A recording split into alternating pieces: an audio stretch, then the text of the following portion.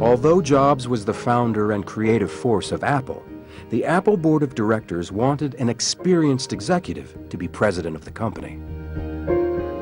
Jobs interviewed dozens of candidates before he focused on someone from outside the tech world, Pepsi CEO John Sculley. I wasn't really interested in joining Apple or being the CEO of Apple. I thought I was highly unqualified. But Steve, in those days, he had long black hair and very piercing palmetto berry eyes. He looked down at his running shoes, and then he looked up at me. And he said, "Do you want to sell sugar water for the rest of your life? Or do you want to come with me and change the world?" With that famous question, legendary Apple founder Steve Jobs persuaded John Sculley to give up a successful career at Pepsi to join him and become CEO of Apple. During his 10 years at Apple, he launched desktop publishing and the PowerBook, the most successful notebook computer at that time. Revenue was up 1,000% over Sculley's decade with Apple, and Apple became the most profitable computer company in the world. 2 years after Sculley worked for Apple, Steve Jobs left the company he had founded. Was it true that Sculley was the one who had fired Steve Jobs then? What did Sculley do before joining Apple to become known as one of the world's most respected marketing innovators? And what did he do after leaving Apple so that he earned the reputation as one of America's best-known business leaders of all time? Here come the answers. Hello and welcome to this edition of Talk Vietnam. Today you'll get a great chance to hear from one of America's best-known business leaders. His name is Mr. John Sculley. Now, Mr. Sculley was the former CEO and president of Pepsi. He was also the former CEO of Apple Computer, now known as Apple Incorporated. Mr. Sculley has worked with Steve Jobs, Bill Gates, and other amazingly influential people in order to leave a great imprint on the world. Now, we're very lucky to have Mr. Sculley here in our studio today to hear his stories from the viewpoint of being one of the most respected marketing innovators of the world. Mr. Sculley later on will also reveal some of the details about the recent investments he has made here in Vietnam, why he wants to do business here, and some of his advices for early stage entrepreneurs here in the country. So please join me in welcoming Mr. Sculley. Thank you very much, sir, for coming to our studio. How are you today? I'm very well, and I'm very excited to be in Hanoi. This is my first trip to Hanoi. I've been to Vietnam before, but not to the city, so it's very exciting to be here. Wonderful. What is your kind of first impression of Vietnam? Going back to your first trip, when was that? My first trip was 10 years ago, and what is very much apparent to me is how many young people there are in Vietnam. And I've had a chance to meet with students in science and engineering and mathematics, and the range of technology, competence, the curiosity that young people have here. It's very, very invigorating to be exposed to that. But first of all, let's talk a little bit about your time, going a little bit in the past now. Tell us a little bit about your years at Apple. Before that, you were working at Pepsi, obviously, in the beverage industry. What led you to move from the beverage industry into the computer industry, being Apple CEO? Well, I was not a logical choice to go to Apple because I didn't have a technology background. I had a marketing background. And Steve Jobs, who was one of the co-founders of Apple, was only 26. They were looking for a permanent CEO for the company. Steve would have liked to have been chosen as the CEO, but the Apple board felt they needed someone who was older. More mature, probably. Maybe. And they gave Steve the veto right to turn down candidates, even though they wouldn't give him the job itself.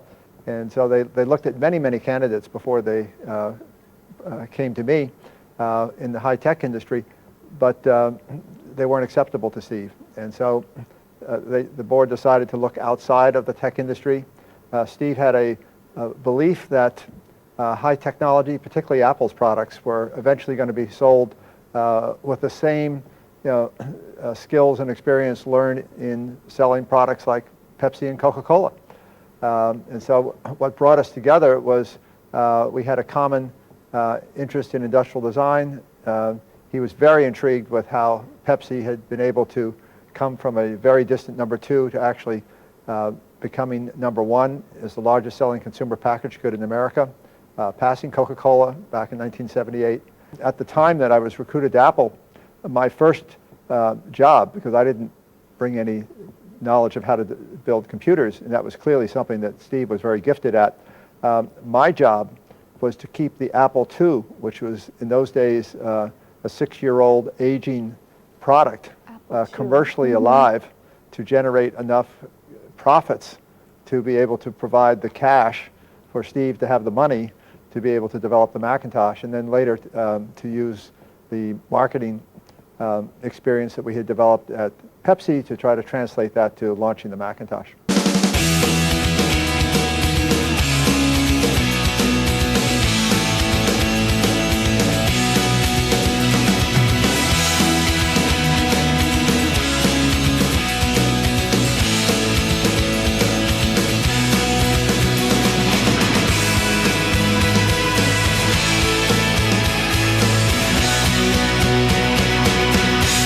Tell us a little bit about your relationship with Steve. Steve and I had an incredibly good relationship during the few years that we worked together. So the fact that we ended up in a clash was really quite contrary to the relationship that we had most of the time working together.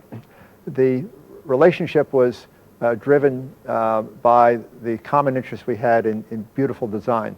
The area that we clashed was in 1985 when Steve introduced the Macintosh Office, which was the first time that a high-quality laser printer had been connected with a graphics-based personal computer, the Macintosh. And because computer processing power was not very powerful back in 1985, the microprocessors just were not powerful enough to be able to make a Macintosh Office system effectively useful. And consequently, the product didn't sell. And Steve got very depressed and felt that we needed to drop the price of the Macintosh and shift the advertising from Apple II over to Macintosh, and maybe that would help. And I strongly disagreed with him on that, because my job was primarily to keep the cash coming in, the profits from the Apple II, and we couldn't afford to pull the marketing away from the Apple II, and we couldn't afford to lower the price of the Macintosh without jeopardizing the profitability of the company. So I said, Steve, we need to go to the board and let the board decide. So we both went to the board of directors. The board listened to Steve's reasoning as to why he wanted to drop the price of the Macintosh and move the marketing from Apple II. They listened to my reasoning why I thought that was a mistake. And then they selected the third co-founder of Apple, Mike Markkula, to go do his own investigation, independent of Steve and me, and to report back to the board, independent of Steve and me, which he did over a 10-day period. And his conclusion that he recommended to the board was, he said, John's strategy is correct, Steve is not. And the board asked Steve to step down from being the leader of the Macintosh group. He was still chairman of the board, but a number of months later, he resigned and started a new company called Next. Often myths take on an aura of reality, and one myth was that I had fired Steve Jobs. Yes. Actually, I have to say I feel very badly that we lost the founder, and I consider it a personal mistake on my part that I didn't go and try to recruit him back at some point later on. But the reality was Steve actually was never fired by anybody. He was demoted by the board, and then he eventually resigned from the company. Let's talk a little bit about your visit to Vietnam this time. During his visit this time to the country, Mr. Scully held a workshop with Vietnamese entrepreneurs in Ho Chi Minh City. Let's take a look at this meeting and see what advices he gave to the Vietnamese entrepreneurs. When asked what a working day of his was like when he remained as a CEO of Pepsi or Apple, Scully said he was typically at the company at around 5:30 or 6 in the morning, and the last meeting in the day was usually around dinner time. leaving his marks not by just so simple stories. Scully made Vietnamese CEOs admire for the knowledge and experience of a world's top CEO. Điều thứ nhất là mình thấy đó là quan trọng nhất là phải là chi phí phải là tối ưu hóa. Cái điều thứ hai đó là để mà phát triển được lâu dài, chúng ta phải có sự sáng tạo. Thì qua những cái cách mà ông đã sáng tạo trong marketing để có những cái mà quảng cáo mà chỉ bỏ $1 triệu nhưng cuối cùng họ có lợi nhuận lên, có đạt được giảm được chi phí lên tới $45 triệu do những cái quảng cáo miễn phí. Đây là một bài học rất là hay trong cái sự sáng tạo trong marketing của ông. Điều tôi cảm thấy rất là ấn tượng đối với ông đó là ông nói về cái văn hóa của người Mỹ, đó là cho phép được thất bại. Cái mà văn hóa của người châu Á mình hơi thiếu sót trong cái việc này, thì tôi nghĩ nó rất là hữu ích trong cái việc mà kinh doanh và quản trị trong công ty, cũng như là đối xử với con cái tuổi trẻ sau này. Thì mình nghĩ một cái điều đó nó sẽ giúp cho cái nhóm trẻ cảm thấy tự tin hơn, không có cảm thấy bị bi đát sau những cái lần thất bại, bởi vì trong cuộc đời của mình thế nào cũng có những cái lúc mà phải thất bại, và nếu có được những cái điều như vậy thì mình cảm thấy nó tự tin để mà tiếp tục phấn đấu và thử một lần nữa. Còn nếu mà quá hà khắc hoặc nghiêm khắc với những cái thất bại của mình thì sau lần thất bại coi như là chấm hết, thì nó là sẽ không phải cái điều hay. John Scully confirmed that success would come to those entrepreneurs whose goal and vision are beyond money. What I've learned is that the entrepreneurs I work with never give up. And they say, well, John, we've asked you to help us for 4 years, for 5 years, now it's 6 years, and we haven't had a success yet. I said, don't worry. I said, I have watched how you work. I see your talents. I see the enthusiasm and passion you have. The destination is not the money. The money is the consequence. The destination is to make a difference.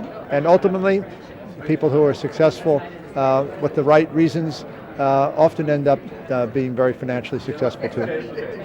After all, with his strong belief in the perspectives of Vietnamese economy, Scully motivated all those entrepreneurs persistent with their goal of setting up a new company or steering the existing ones out of the current economic crisis.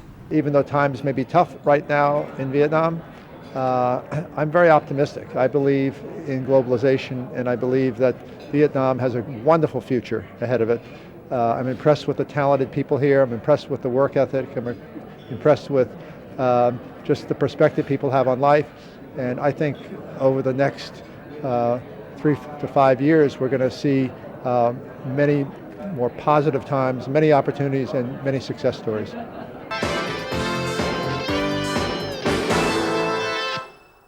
Interacting with these Vietnamese entrepreneurs or early stage entrepreneurs, what impressions did you have about them?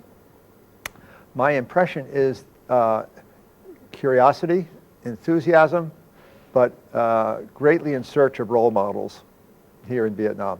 And as you said, a mentor is always needed. We have the luxury in Silicon Valley or Boston that there are many role models to look to.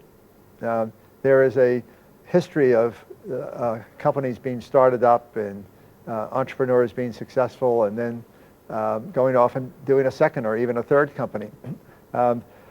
There is not yet in Vietnam such a pattern, and there is not yet a number of role models that young entrepreneurs can look to. And so that's one of the real opportunities. And frankly, at this point in my life, I find that very exciting, that we can come to a country where there is extraordinary talent, great passion and interest to be part of the global economy, and a search for exactly what I love doing, which is mentorship. Going back a little bit to your time at Pepsi, I understand you were Pepsi's youngest president and CEO.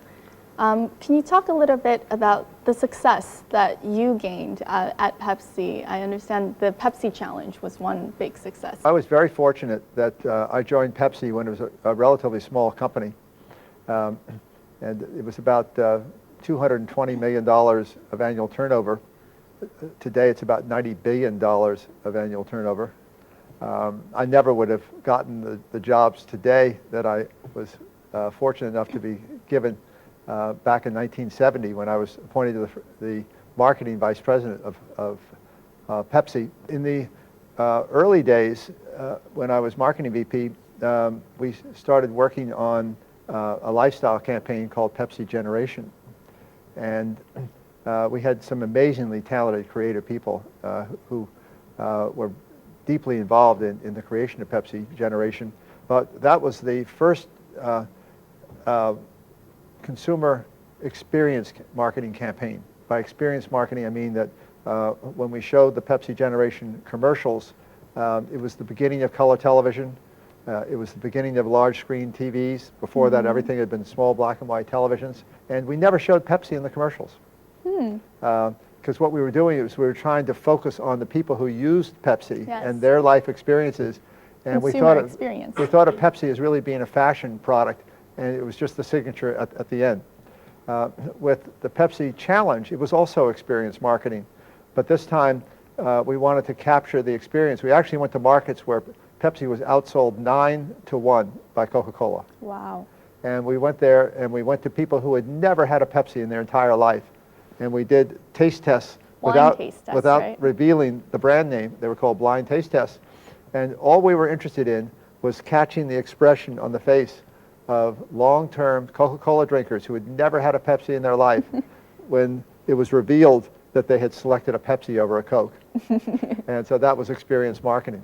So Steve Jobs was fascinated by experience marketing because he said, so how did you guys pass Coca-Cola? And I said, well, we didn't focus on the product, we focused on the experience.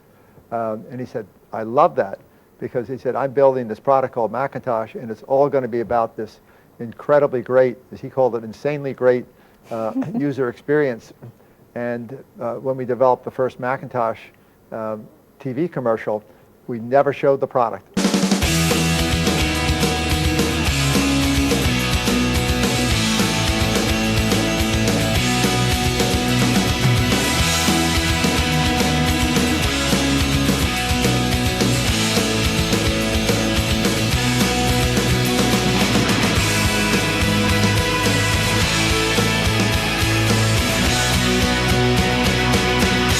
The marketing strategy that you had used at Pepsi, focusing on consumer experience rather than the product itself, proved to be quite successful at Apple. What were some of the other marketing strategies that you applied at Apple? Steve was a great believer in selling products as fashion statements. And so we looked at Apple products back in the 1980s as really fashion statements in terms of how we said people will want others to see them. And we also marketed Apple products with the perspective of Hollywood movies, because we said in the movie industry, it's all about hit products. And so our vision in the 1980s was you build only 1 or 2 products a year, and you hopefully try to build a hit product. And you put all of your talent and energy into that.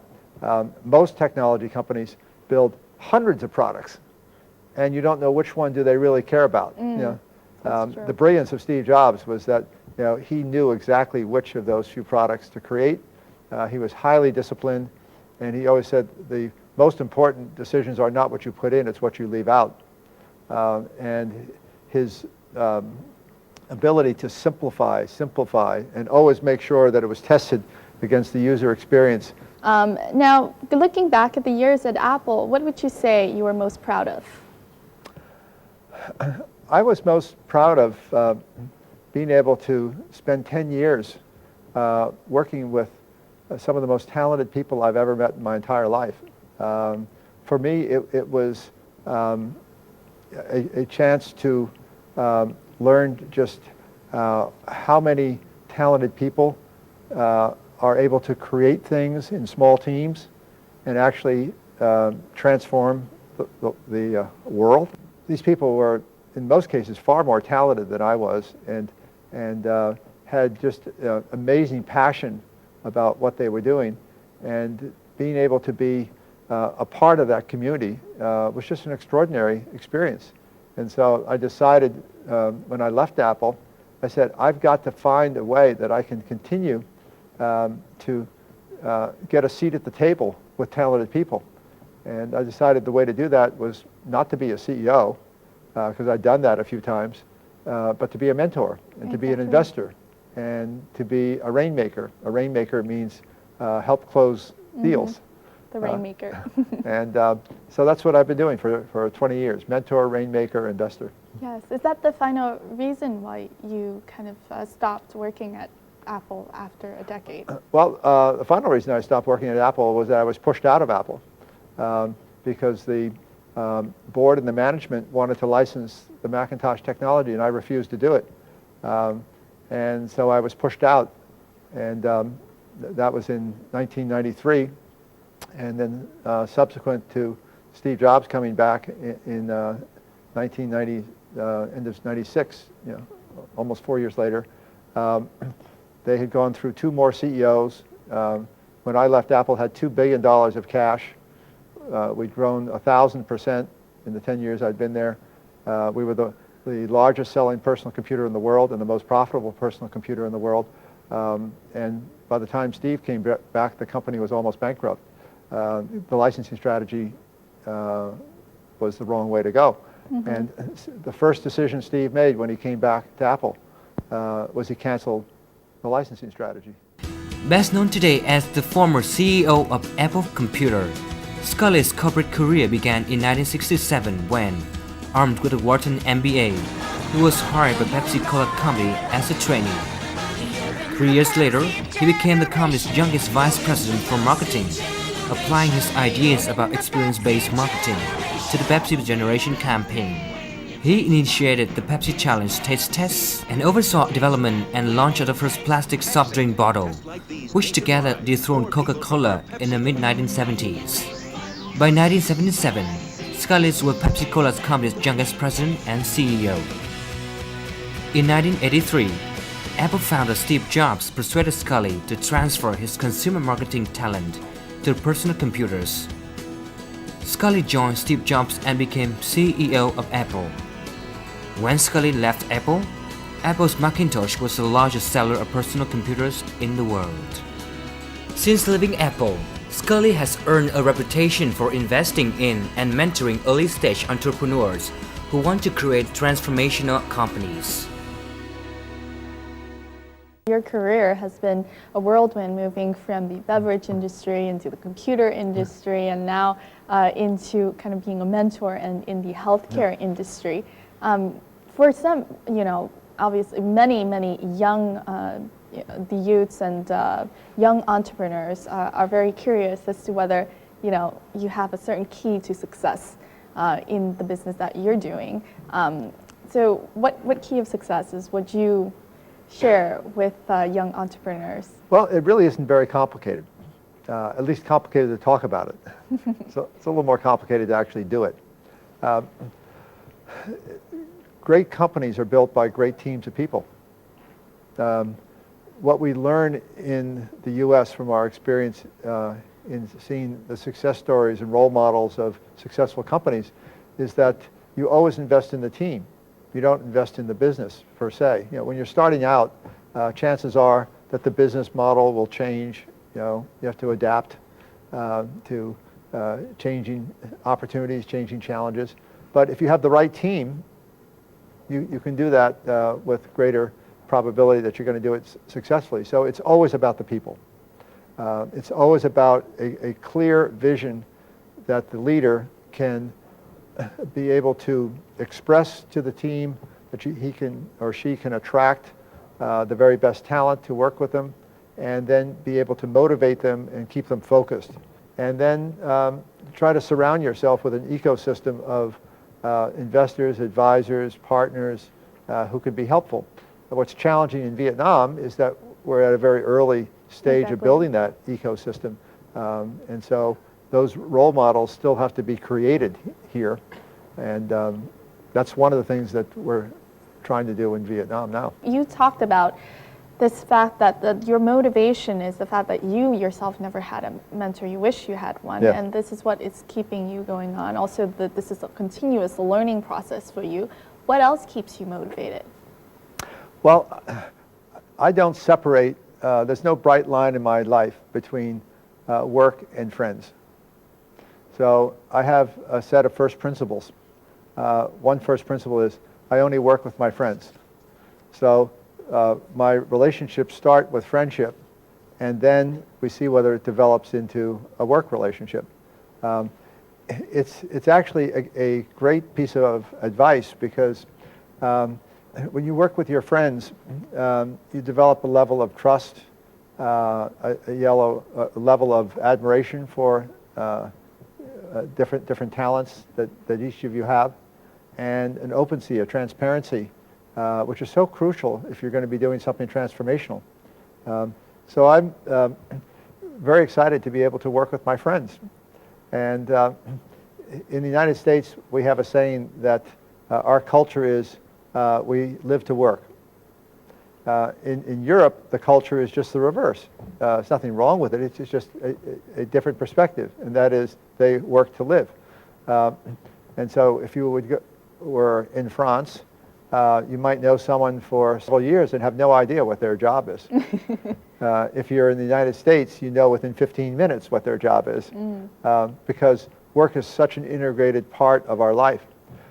What has impressed me in Vietnam is, and it's probably the Confucius roots of your culture, is that you have many of those same attributes that are naturally here for several thousand years. That there's a work ethic, there is a willingness to learn and work hard at it, and a curiosity.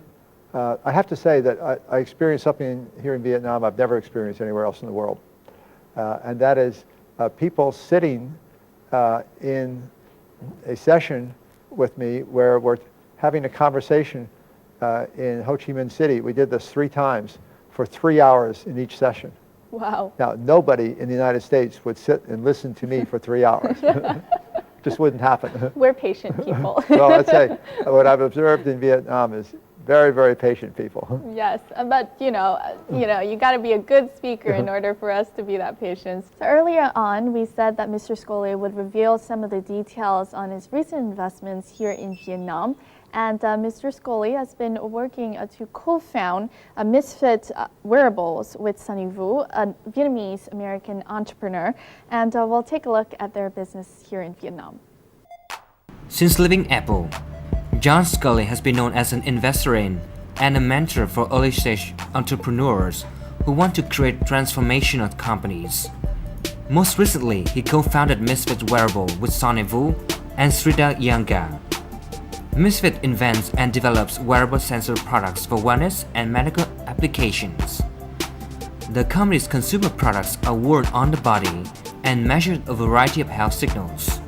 Most of Misfit staff are based in Ho Chi Minh City. They are young Vietnamese talents now working on advanced sensors, algorithm research, software engineering, and software product design. Industrial design and hardware engineering are done at Misfit offices in San Francisco. So now we have here in our studio the co-founder and CEO of Misfit Wearables, Mr. Sunny Vu. Thank you very much for coming here to our studio. How are you today? Great, it's great to be here. Thank you for having me. Awesome. Can you share with us how did you become partners with Mr. John Scully? Well, as John said, it all started with friendship. We started to get to know each other a couple years ago over dinner, and we've just become friends over time. I'm honored to call him a friend.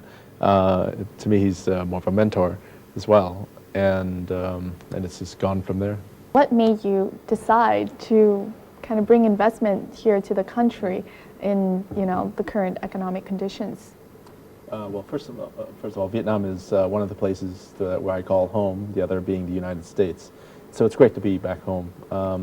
I have family here. My wife's from here, so we love being here, and we're comfortable here. But the other part of it is just the talent that's available, world-class talent. People who are Olympic math medalists and whatnot, chess champions. We have several of those in our company. We only have 15 people right now in Vietnam, but probably a third of them are internationally recognized with their skills. And so we're investing here all in because we do all of our software development, all of our algorithms development, advanced research here in Vietnam, in Ho Chi Minh City, and soon in Hanoi. Another role model experience from America is that talented teams attract talented teams. If you start off with mediocre employees, the chances are you'll continue to have mediocre employees. So companies like Google and Apple and Microsoft have set extremely high standards in terms of the kinds of people that they want to attract to their companies. And they've been very consistent over the years not to compromise on that. So it's legendary inside of each of those companies how rigorous the interviewing process is in order to get accepted for a job. I remember it was that way at Apple when I was there. It's legendary at Google. It's legendary at Microsoft. You have to take comprehensive puzzle tests to demonstrate your ability to solve in innovative ways, complex thought problems. And this is what we're doing. Where do you see kind of Vietnamese economy growing into the future, seeing that you will obviously have your company here in the long run? Well, Vietnam has a lot of different things that it has to offer to the world. But in the past, it's been a lot of products that are commodities and whatnot. But like I said, we've got some of the richest pools of talent in the world, and I think it's just about connecting that talent to the right opportunities. Why should we be making outsourcing and making someone's website when we could be making great products that have timeless value, that have great craftsmanship and passion in them? Exactly. Well, thank you very much, Sunny, for joining us here today, and all of the best of luck in your future endeavors with Misfits Wearables, and also your partnership and work with Mr. John Scully as well. Thank you very much. It's an honor to be here. Thank you. Thank you.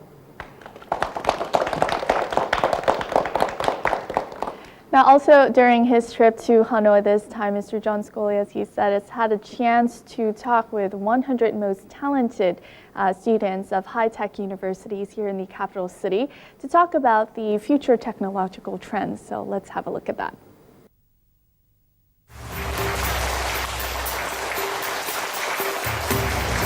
Today, Hanoi students had a golden chance to meet one of the most famous CEOs in the world in person.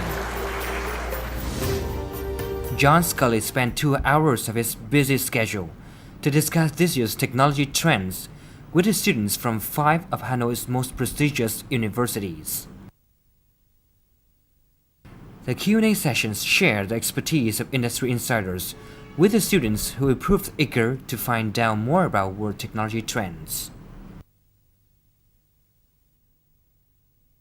It's really surprised me because at first I think that maybe today people want to talk about the experience in the past, how they set up a new company, something that I can find easily in the internet. But today I find that the talk is about some new technology, some new trend of technology in Vietnam, and the way he talk very tenderly, but it brings a lot of value to people who listen to him. Some megatrends John and other speakers predicted to be significant in the near future were the combination of biology and information technology, the flourishing of wearable computing, as well as big data mining. The new era is said to be all about information withdrawn from terabytes of data. Trước đây em vẫn còn có một cái câu hỏi về cái big data này của mình. Thế là liệu có phải là cái xu hướng của thời đại không? Liệu có phải là một cái lĩnh vực mà mình có thể dồn hết niềm đam mê của mình không? Tất nhiên là mình có dồn rồi, nhưng mà mình luôn luôn phải quan tâm xem là thị trường thế nào. Thì hôm nay ông đã giải đáp cho em cái câu hỏi này. Thế ông đã cho mình biết được rằng là đây là một cái xu hướng tất yếu, một cái mà củng cố thêm lòng tin mình thôi. Trước đây mình cũng tin rồi, nhưng mà củng cố thêm một cái lòng tin cho mình để mình có thể toàn tâm toàn ý để mà tập trung vào nó. John Scully was impressed by the students. I do believe that the skills are here, particularly with the students that we're meeting, that many of the advanced technologies, the algorithms, can well be developed here in Vietnam. And they will have huge impact potentially on very large markets, much bigger than Vietnam, whether it's in Europe or the United States. Earlier, in a meeting with leading Vietnamese IT giant, the FPT Corporation, John Scully also shared his views on developing trends in the next 5 to 10 years. He gave FPT's development strategy a stamp of approval. Actually, we're sharing the same view on the future of the world. He talked about the cloud. We talk about cloud. We talk about the mobilities. We talk about big data. We talk about securities. We talk about healthcare. We talk about educations. We talk about smart world. And the same matters. The same view on the world. As the matter is how you implement that to the real life. And that again depends on how hard work you are, how innovative you are, and the same chance with everybody. I think that's very important. Throughout our talk, you mentioned that one of the biggest disadvantages that Vietnam has currently is there isn't enough role models. What other advantages or disadvantages do you see about Vietnam's economy right now? Well, I think in terms of the global economy, Vietnam is very dependent on what happens in other places. The industries that one from the West thinks of in Vietnam as we think of textiles, we think of agricultural products, we think of rubber for tires. So these are commodities, and they're ones which depend upon international markets. And at this time, in a challenging global economy, exports are weak in Vietnam. And there's not much Vietnam can do about that because you're so dependent on what happens in markets outside of Vietnam. So then the real question is, what can you do things about? And high tech is one of those things where you actually have an extraordinary talent pool of well-educated people who are world-class. Some of them have gone to university outside of Vietnam and come back. Some of them have been educated in Vietnam, but because of the way that you test as people progress through their lives as young people in Vietnam, that it brings to the surface, really the cream of talent. Do you have any forecasts for Vietnam and its economy in the next 3 to 5 years? Well, I think the guiding word would be patience. I don't see any quick turnaround in the Vietnam economy because I don't see any quick turnaround in the global economy. So Vietnam is very dependent on the rest of the global economy. But I think that the Confucius culture of hard work, patience, high ethics, and great focus on education, I mean, all of these things are long-term going to be extremely advantageous to Vietnam. So if I look at Vietnam over a longer term, I only see with great optimism. But short term, your challenges are no different than the rest of the global economy. It's very, very challenging.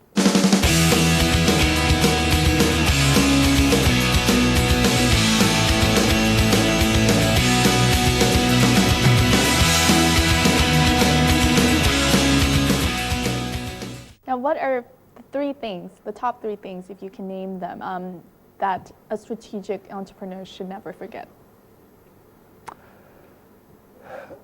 I think you need to be working in a company for the right reasons.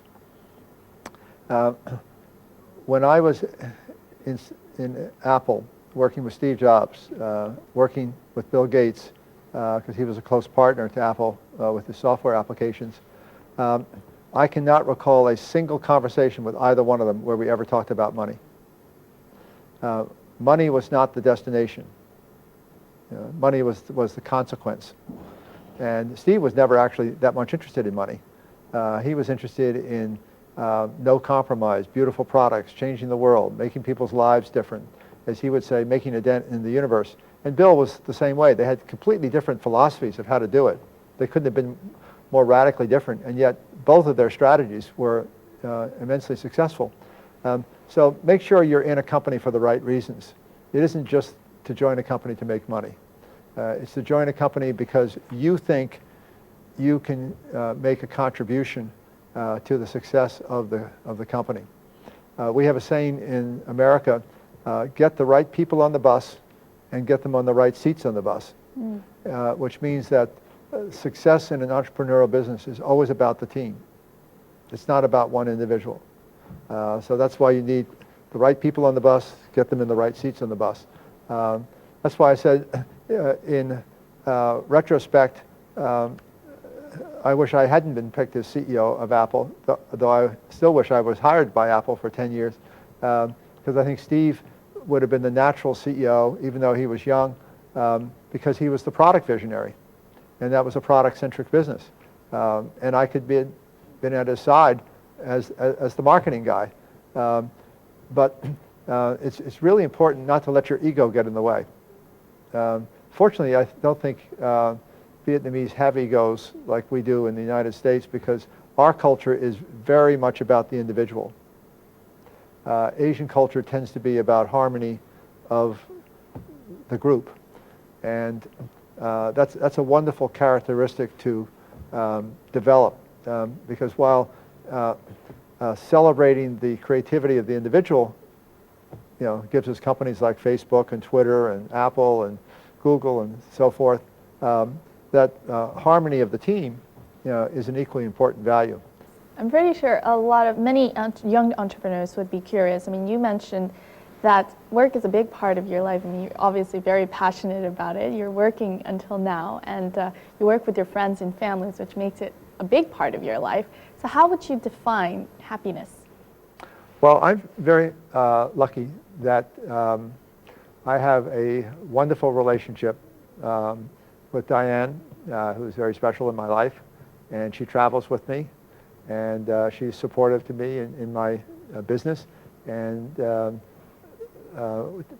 together we don't have a bright line between the business I work on and the friends we have together, so that I can be virtual. In other words, I can be traveling and have the love of my life with me, and yet at the same time I can be virtual over the my wireless iPad and my wireless smartphones, and be working with teams all over the world. And so it's work is something that I look forward to every day. I'm a morning person, so I'm up by 5 in the morning. I've already spent several hours communicating with people today in Hong Kong, India, Toronto, and Austin, Texas, and Palm Beach, Florida. So, and that's just today. Yes. So I can be virtual in every way, and I don't really think of this as work. I think of it as, this is what I do. It's your life. It's my life. Well, thank you very much, sir, for coming onto our show, sharing your passion, and that is, being in this business world, being a mentor, being a real life model, a role model to many young entrepreneurs out there, especially here in Vietnam. We wish you the best of health and luck and success in your future road. Thank you very much for inviting me. Thank you, sir.